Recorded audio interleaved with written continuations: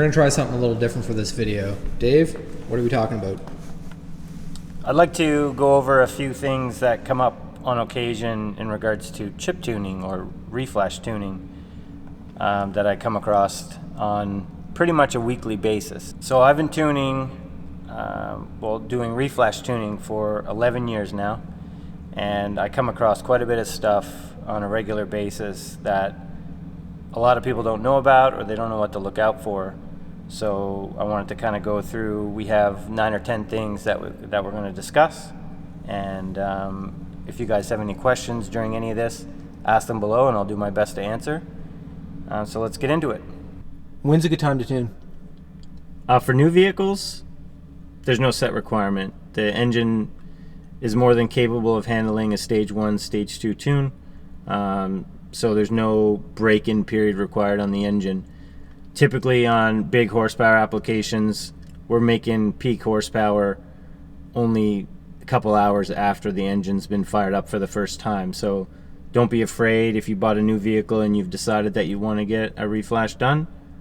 Don't hold back on it. What about a used car, like an old car, something that's been a bit tired?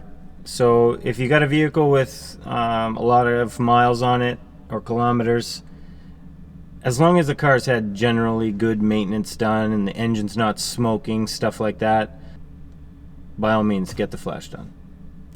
A chip tune isn't going to fix your problem, so if you got a bunch of issues already and you're thinking about doing a reflash and thinking it's going to fix some of the problems, that's generally not going to be the case.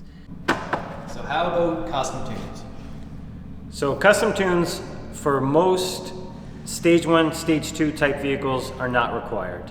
There's only so much power to be had on a stock turbocharger, and a lot of the big companies have pulled all that power out of the vehicle with their standard tune. So finding some guy on the internet that's looking to do a custom tune for you to try to squeeze every little ounce of power out, in most cases what you're doing is opening up the door for potential problems. If you deal and stick with a larger provider, they have a lot more customers out there, a lot more cars running their software, and it's a lot easier when it comes to troubleshooting. So custom tunes, not needed on your typical stage 1, stage 2 vehicle. On that note, internet tuners. You have to be very cautious with internet tuning for the sheer fact that you don't know their skill level. You don't know how well they're going to be to troubleshoot with if you come into any issues.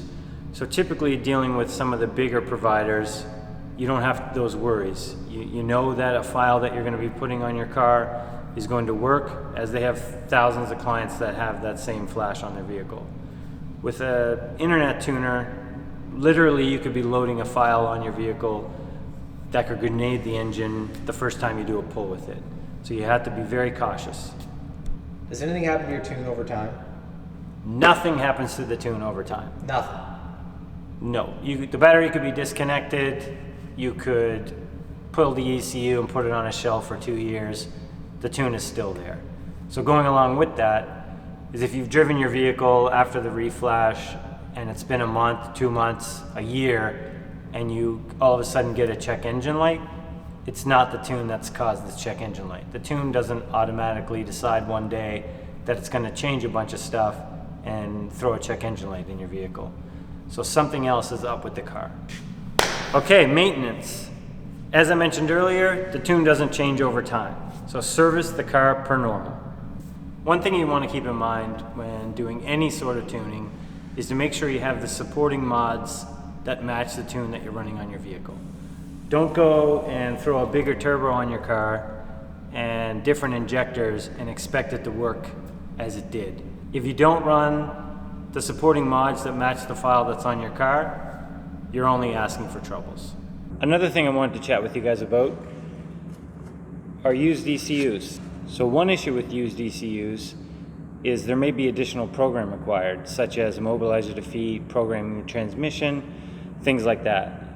What that also does is if you're not aware that those things are required, it can cause a whole bunch of additional hassle when you're trying to get the car up and running. And on top of all that, there can be additional cost involved with straightening that programming away. Then you need to consider the risk involved with purchasing something used. Like, does this ECU even have a tune on it? Is it compatible with your vehicle? Does it even work at all? So when you start looking at those questions, it starts making purchasing something used online very questionable.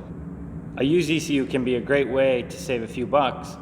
However, as mentioned, with the additional programming involved, some of the frustration that can come along with trying to figure that out, it starts getting into the point where just going into your local shop and having the ECU that's in your vehicle flash may be a better alternative.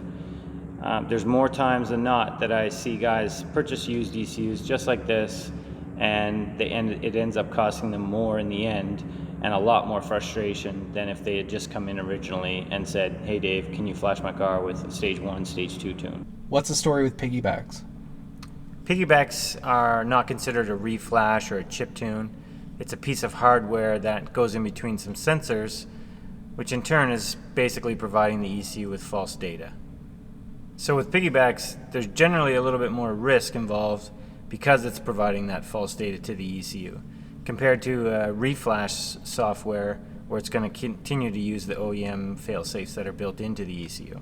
The real difference with a Reflash tune over a piggyback is you're generally going to see overall better power and better drivability with an actual Reflash ECU.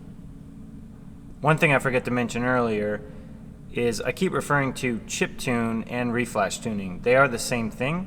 The reason it's referred to as chip tune is because before the early 2000s, most ECUs had to actually have a chip reflashed and put in the ECU itself, where most modern ECUs nowadays, we can just actually rewrite over the stock ECU. So which chip tune is best?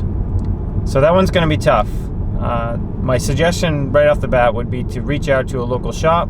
They're going to have a lot greater experience dealing with multiple tuning companies and can give you a genuine opinion on which company they think is the best option. So reaching out to the internet is always a good way to get opinions of things. However, when it comes to chip tuning and reflash tuning, that's a tough one. It generally causes a bunch of flaming wars online, and one thing to really consider when asking that question is a lot of the people responding are only giving you their opinion of the one tune that they've had. They're trying to justify their purchase, so that current provider or that current chip tune is going to be the best option at this point. However, when they move on to maybe the next tune, that's probably going to be the best option. So you definitely want to, like I said, reach out to a local provider. They're going to have experience dealing with multiple providers. So back to your original question, which tuner is best? My suggestion really is to think about the long-term goals for your project. Is it going to be a daily driver, or do you have plans for a bigger turbo upgrade? Switching providers in the middle of a project can be very costly, so if you think this stuff out at the beginning, it's really going to save you some money in the end. Some other things to consider is, does the provider that you're looking at offer tunes for other hardware in your vehicle, such as transmission or HALDEC software? And do they offer octane files that you're going to require, such as 91 octane, or maybe you're running E85? So in closing, hopefully I've given you a little bit of information and some key points to help you make the selection that's going to be best for your project. Be sure to like and subscribe if you're enjoying the content. We have lots more stuff coming. We're going to try to do a little videos like this once in a while. Obviously our main goal is to post project videos and maybe some days at the track when summer rolls around. But until then, enjoy the content. Be smart while you drive stupid.